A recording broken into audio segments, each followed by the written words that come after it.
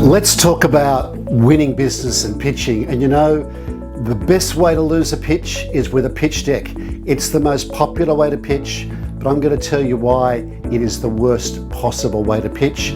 It's literally like rearranging the deck chairs as the opportunity sinks.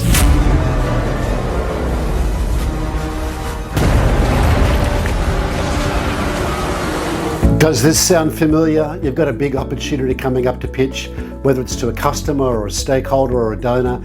First thing you do is to start a pitch deck. You get an old pitch, you get something from London, you get something international. You include as many slides as you possibly can. And of course, you've got to include a video early on because for some reason videos work. And you think, well, we start putting all these slides together and we know they're gonna love us.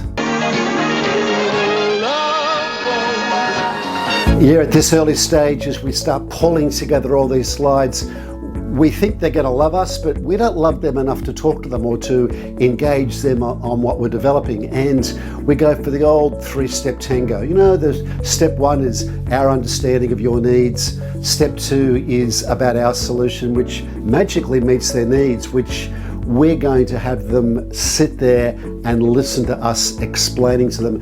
And the third step, of course, is the budget and the financials. We always put the budget at the end and talk about it at the end because it's a bit scary for us because it's going to be scary for them. Now, with all these multiple slides and multiple approaches, it starts getting really top heavy. We are top heavy, and when that pump is repaired, I am taking on more ballast. Now, at this stage, we've got probably 200 slides for a 45-minute presentation to the client in a 1-hour total meeting, which leaves us about 15 minutes to talk about what we've just pitched to them. There's multiple authors, but the CEO is very happy because they can see how we're working together harmoniously as a team, and this is really the best part of the organization going forward as we move together and construct this huge piece. But it's literally like the harmony of the band playing on the Titanic as the Titanic sinks.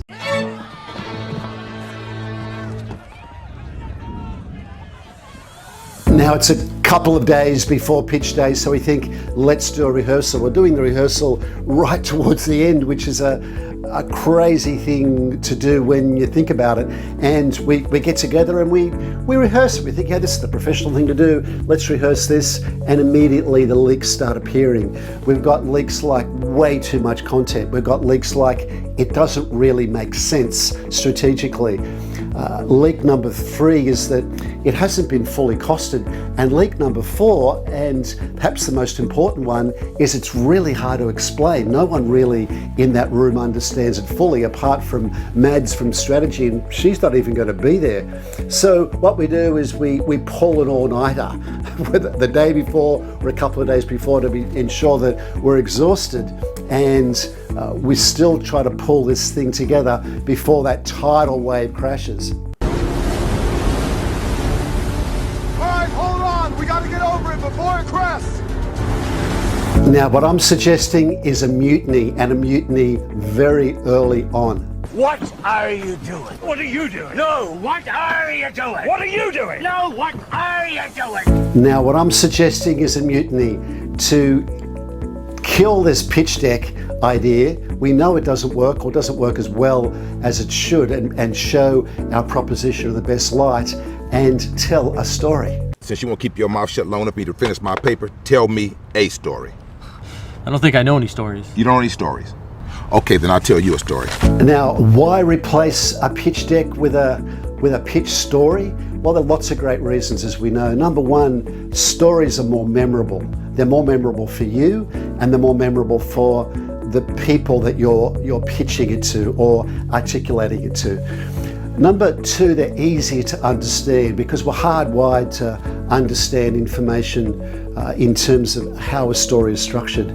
The third is that they're a lot more persuasive. There's a great reason why We love watching stories in movies or Netflix or whatever your favorite drama might be. It's all written in a similar sort of arc, and we find we lose ourselves in that story, and it's very, very engaging. And the final reason is that it adds real commercial value. Now, I'm not pretending telling stories is easy or constructing the story is easy. What you'll find if you do what's hard in the beginning, construct a story or a pitch story, you'll find it's much easier in the end. The opposite of that pitch deck approach, which seems easy and lovely in the beginning and it's very catastrophic at the end. You'll find if you construct a pitch story, it's much more persuasive, much harder in the beginning, but much easier in the end for you to develop and for them to understand and agree to. So tell a pitch story.